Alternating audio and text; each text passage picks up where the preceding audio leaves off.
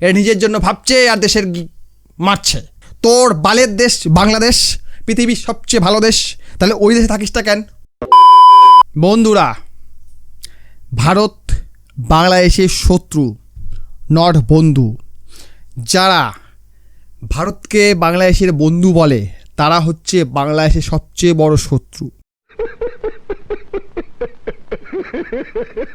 কেন জানেন? ভারতের সঙ্গে বাংলাদেশে বাণিজ্য হয় প্রায় $16 বিলিয়ন প্লাস। এর মধ্যে মেরে কেটে 1.5 থেকে 2 বিলিয়ন বিক্রি করে কাংলুরা, বাকি 14 বিলিয়ন বিক্রি করে ভারত।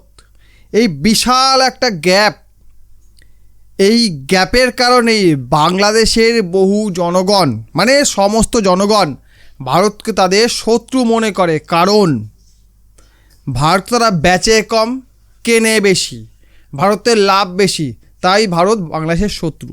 বলেন কি ভাই, এটা কি লজিক? তোরাও প্রোডাকশান কর, তোরাও মাল বানা, তোদের চাষাবাদ বাড়িয়ে দে, বেশি কিনতে হবে না।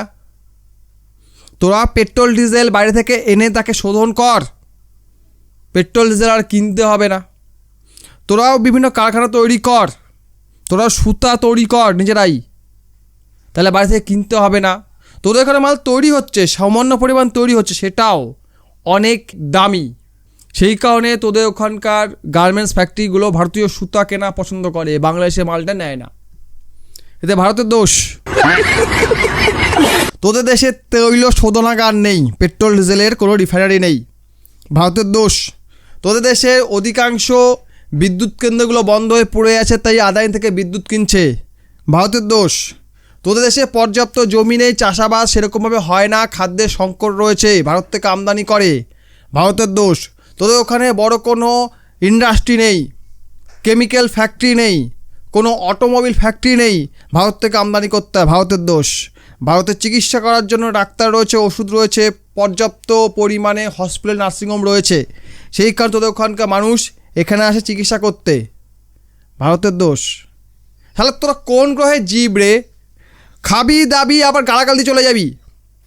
আমাদের এখানে কিছু নিমন্ত্রণ বাড়িতে যখন কোনো অতিথি আসে বা কেউ খেতে আসে, খাবে দাবে আবার বলবে রান্না খারাপ ছিল, নুন হয়নি, ঝাল বেশি হয়েছে, গরম ছিল, ঠান্ডা ছিল, কত রকম কথা বলবে। তো সেই ধরনের মানুষ তোরা হচ্ছে, সেই ধরনের মানুষ যারা খাবি দাবি আবার গালাগাল দিবি। এছাড়া তিস্তা জলবন্টন নিয়ে নাকি বাংলাদেশিদের মনে অনেক ক্ষোভ রয়েছে।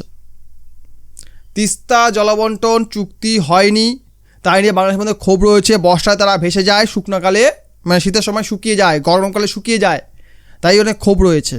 তোদের সঙ্গে ফারাক্কা জলবন্টন চুক্তি করে ভারতের লাভ হয়েছিল, তোরা বেশিরভাগটা নিয়ে নিতেই আমরা কলা পেতাম।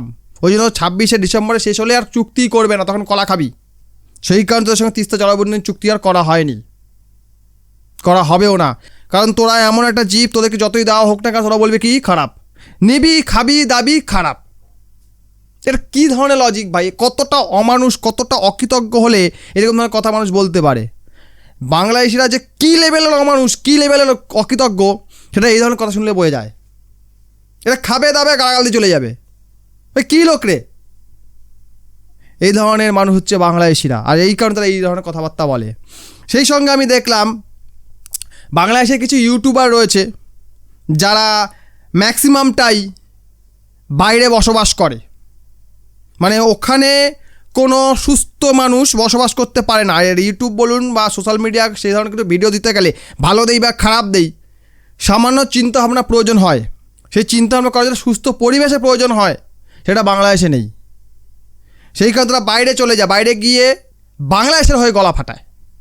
সেরকম একটা চ্যানেল দেখলাম, সে বেটা বলছে এই যে ভারতের সঙ্গে বিশাল বাণিজ্য ঘাটতি, এটার জন্য দায়ী ভারত, এতে বাংলাদেশের ক্ষতি হচ্ছে, এটার জন্য দায়ী ভারত। এছাড়া ভারত যে সীমান্তায় কাঁটাতার দিয়ে বেড়া দিয়েছে, কেন দিয়েছে? অবৈধ বাংলাদেশি অনুপ্রবেশকারীদের আটকানোর জন্য। এটা ভারত ঠিক করেনি। সেই সঙ্গে ভারত নাকি এই কাঁটাতারের মধ্যে ইলেকট্রিসিটি দিয়ে দিয়েছে, যাতে কোনোভাবে কেউ ধরলে শর্ট খায় বা ছেড়ে চলে যায়। এটা ভারত ঠিক করেনি। ভারতের বিএসএফ নাইট ভিশন গোগলস ব্যবহার করছে, যাতে রাত্রিবেলাও প্রবেশকারীদের ধরানো যায়। এটা ভারত ঠিক করেনি। এছাড়া এটা খবর নাকি পাওয়া যাচ্ছে যে ভারত নাকি ঠিক করেছে বাংলাদেশ এবং ভারতের মাঝখানে যে নো ম্যানস ল্যান্ড, যে খালি জায়গা থাকে দু দেশের মাঝখানে, সেখানে কিছু জায়গায় খাল রয়েছে, কিছু জায়গায় খাল নেই, কিছু জায়গায় সমতল জমি আছে, ওই সব জায়গাতে নাকি সাপ কুমির ছেড়ে দেওয়ার চিন্তা ভাবনা করছে। ভাই মজা আয়া। এটা নাকি ভারত ঠিক করবে না। এর জন্য নাকি ভারতের উচিত ছিল বাংলাদেশের সঙ্গে কথা বলার, বাংলাদেশ সরকারের অনুমতি নেওয়া উচিত ছিল। কী ধরনের সাপ, কোন জাতের কুমির, সে সাপটা বিষাক্ত, সেই কুমিরটা মানুষ খায় না ঘাস খায়, সে ব্যাপারে জানানো দরকার ছিল বাংলাদেশ সরকারকে, সেটা ভারত জানায়নি, এটা অন্যায়। এছাড়া সে মালটি আবার বলতে শুরু করলো বাংলাদেশ ভারত সীমান্তে যে সকল মানুষজন বাস করে তাদের কি হবে, পশ্চিমবঙ্গ লাগোয়া আসাম লাগোয়া যে সকল বর্ডার রয়েছে সেই বর্ডারের দুপাশে যে সকল মানুষ বাস করে তারা প্রত্যেকেই বাংলাদেশি, ওখানে ভারতীয় পাবেন না, সব ওপর থেকে এখানে এসে বসতি স্থাপন করে নিয়েছে। তাড়াতে গেলে বলে আমরা যাবো না, আমরা এখানে থাকুক, আমরা যাবো না। দু দেশে ভাষা সেম, দু দেশের সব কিছু সেম, সবটাই সেম, তাহলে কোথা থেকে আলাদা হলো ভাই?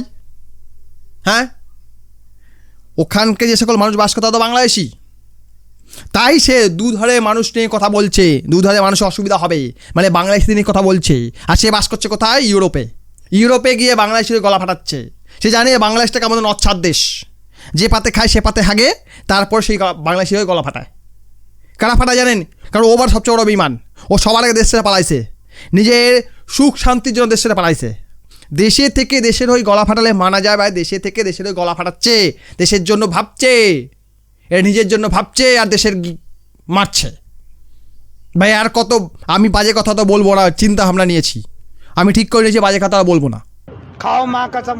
কিন্তু মাঝে মধ্যে মুখ ফুসকে বেড়ায় যায় সেই বাংলাদেশের কীর্তি করার দেখলা, সত্যি মাথা ঠিক রাখতে পারি না। এছাড়া এই যে বিএসএফ বাংলাদেশ বর্ডারে মানে ভারত বাংলাদেশ বর্ডারে অবৈধ বাংলাদেশিদের আটকানোর জন্য যারা বাই ফোর্স এদিকে আসার চেষ্টা করছে, প্রথমে তো ওয়ার্নিং দেয়, না শুনলে গুলি করে, অনেক সময় পটল ডাঙার টিকিট কাটে সে মালগুলো। এটা কেন ভারত করবে? তোদেরকে আসতে কে বলছে?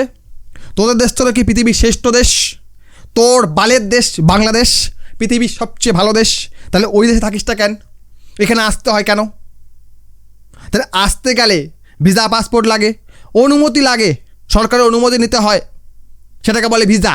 সরকারের অনুমতি আছে, তুমি এসো, সেটা নিয়ে আয়, তোকে আদর করা হবে।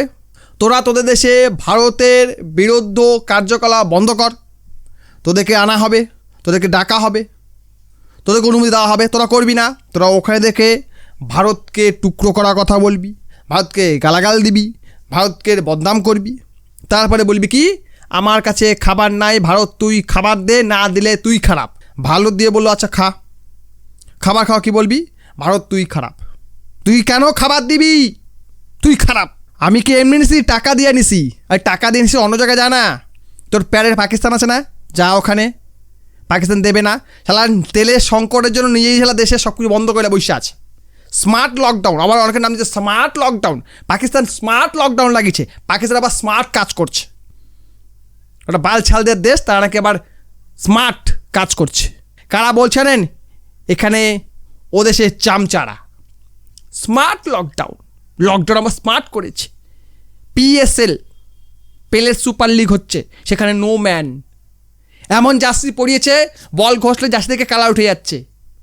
সেই পাকিস্তান থেকে আন না, ভিখারি তো দেবে না, থালাভর্তি খাবার, চাল ডাল নুন তৈরি তরকারি সব দেবে, ওখান থেকে নে, এখানে আমার কী দরকার? শালা নিবি আবার গালাগাল দিবি। ভারত তার সীমান্তে সাপ ছাড়ুক, কুমির ছাড়ুক, যাই ছাড়ুক, তোদের বাবার কি? এগুলো ছাড়া হচ্ছে কেন? এগুলো ছাড়া হচ্ছে কেন? তোদের জন্যই তো। তোরা রাত্রিবেলা লুকিয়ে, দেখছিল আমি কেমন ঘামছি ভাই, প্রচুর গরম লাগছে। তোরা রাত্রিবেলা লুকিয়ে ওপার থেকে এপারে আসিস, তোদেরকে বললেও শুনিস না, মাইকিং করলেও শুনিস না। বিএসএফ কী করবে? সাপ কুমির ছাড়বে না, কী করবে? আবার কি বলছিস? এপারে আসবে, ওপারের মানুষের ক্ষতি হবে, সকলের ব্যথা লাগবে। ব্যথা লাগবে? ওপার থেকে এপার আসে, এপার থেকে ওপারে যাক, ভাগা সবকে। যে সকল অবৈধ বাংলাদেশি এখানে বাস করে তাদের পাছা এক একটা ব্রহ্মস মেরে দেশে পাঠানো উচিত। আর যারা এখানে আসতে চায় বললেও শোনে না, তাদেরকেও গুলি করা উচিত। এবং যারা ভারতের খাবার খেয়ে ভারতকে গালাগাল দেয় তাদের পেছনে এক একটা করে আলু বোম ঢুকিয়ে ফাটিয়ে দেওয়া উচিত। আপনার মতামত কমেন্ট বক্সে জানাবেন, ভিডিও লাইক করবেন, কমেন্ট করবেন, বন্ধুদের সঙ্গে শেয়ার করবেন। এই গরমে কষ্ট করে ঘামতে ঘামতে ভিডিও বানাচ্ছি, প্লিজ একটা লাইক করে আমার উৎসাহ বাড়াবেন। ভিডিও দেখার জন্য অসংখ্য ধন্যবাদ।